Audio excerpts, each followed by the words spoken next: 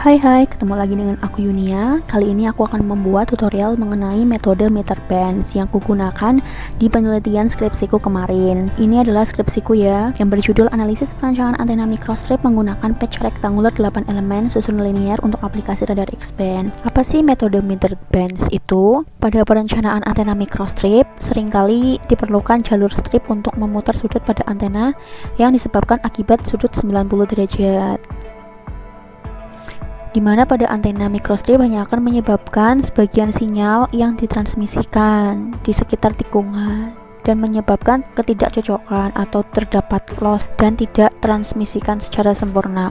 Oleh karena itu diperlukan sebuah metode dengan memberikan lekukan atau tikungan yang disebut meter band pada saluran transmisi tersebut. Nah, ini gambar yang A merupakan metode meter bands yang diletakkan di sudut 90 derajat dari saluran microstrip. Sedangkan ini yang diletakkan pada T-junction. Nah, untuk mengetahui dimensi berapa yang harus kita potong, kita harus mencari nilainya dengan rumus yang sudah ada. Nah, di sini diketahui bahwa D di sini adalah diagonal dari sudut persegi 90 derajat yang akan dipotong. Nah, rumusnya seperti ini. WF sendiri adalah lebar dari saluran yang akan dipotong. Kemudian untuk X kita lihat di sini adalah lebar dari bagian yang akan kita potong. Nah, ini rumusnya. Kemudian A di sini adalah pertambahan panjang untuk tikungan bandnya supaya lebih optimal. Nah, jadi nanti kita akan memotong dimensi sebelah sini bagian ujung atau pojoknya. Nah, sebetulnya untuk rumusnya sendiri kita bisa mencari secara online di Google, tetapi alangkah lebih baiknya kita mengetahui rumus itu sendiri, asal-usulnya dari mana, sehingga kita lebih memahami teorinya. Untuk rumus online-nya bisa langsung dicari, nah, meter bands calculator.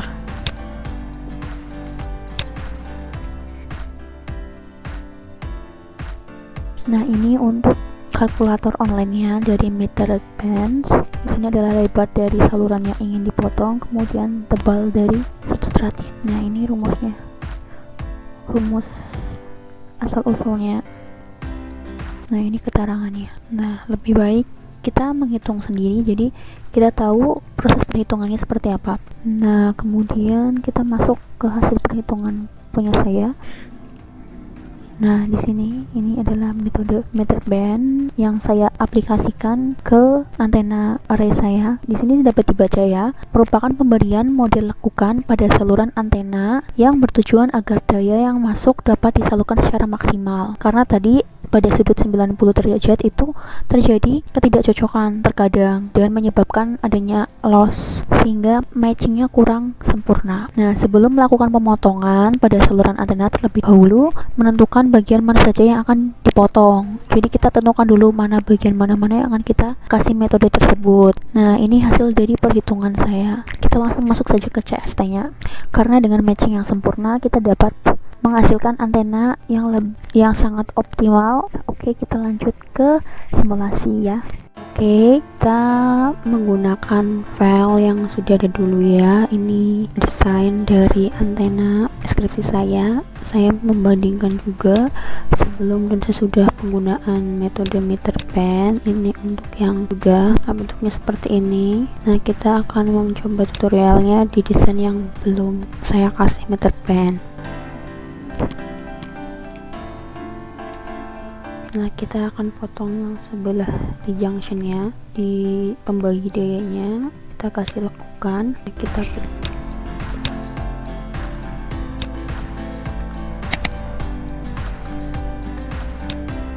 kemudian kita ke bagian curve polygon ESC. Nah, kita kemudian atur arahnya, kita lihat WCS-nya, kita atur dimensinya yang akan dipotong.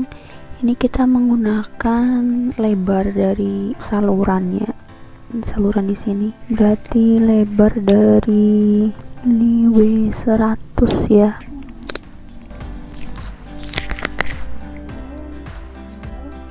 Dari titik awal minus W100.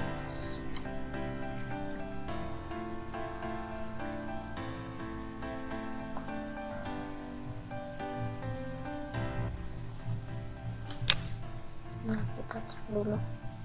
Nah, dia nanti titiknya akan garisnya akan menyesuaikan angka yang kita kasih. Ini berdasarkan dari lebar salurannya. Ini nilainya 100 ohm, lebarnya sekian.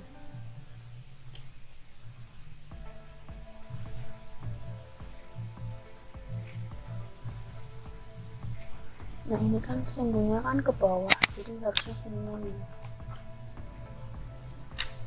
Nah, ini ke bawah. Terus untuk balik ke titik awal kita kasih nilai 0. Nah, jadi akan bangun seperti ini. Kita oke. Nah, di sini kan jadi berwarna biru. Kemudian pilih icon extrude curve, double klik pada bangunnya. Nah, ini sampai warnanya berubah menjadi coklat. Klik kembali, double klik. Nah, kemudian kita isi ketebalannya dari bangunnya. Kita buat tadi, karena kita pakainya upper ya, bagian atasnya tentunya nilainya 0,035.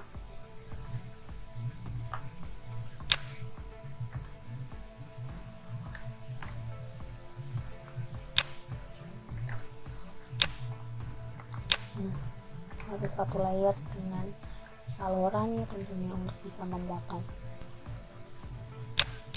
Oke. Nah, di sini akan menjadi bangun baru. Kemudian tinggal kita potong antara saluran ini. Kita substrak ya. Kita hilangkan bagian yang tadi kita buat, namanya tadi solid. Kemudian kita enter. Nah, akan terpotong.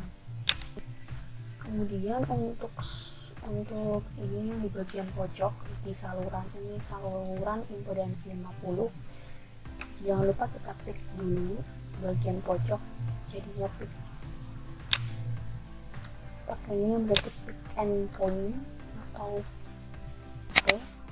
double klik, kemudian kasih WCS titik koordinatnya.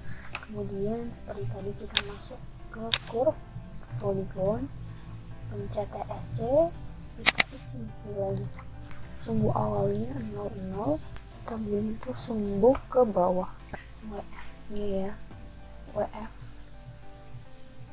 lebar dari salurannya. Kemudian dijumlahkan dengan A nya. Variabel A itu tadi penambahan panjang biar lebih optimal.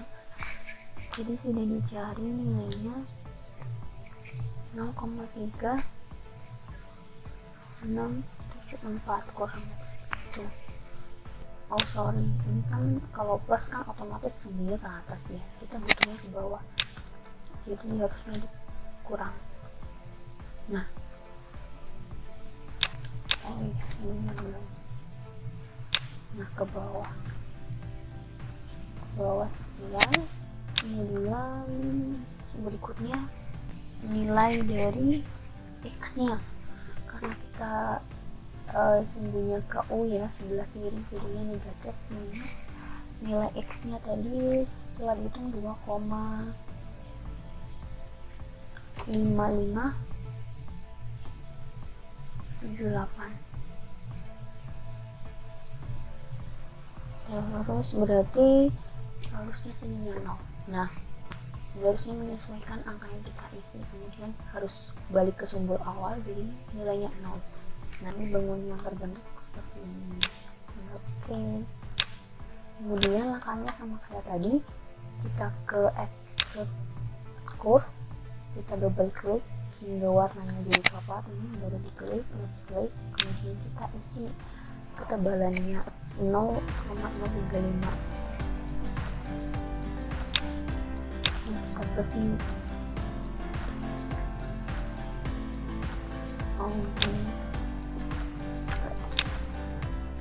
Nah, oke.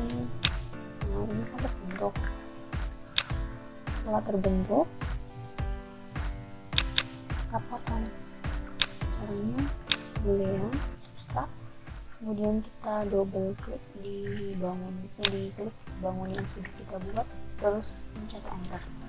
Nah, otomatis akan terpotong.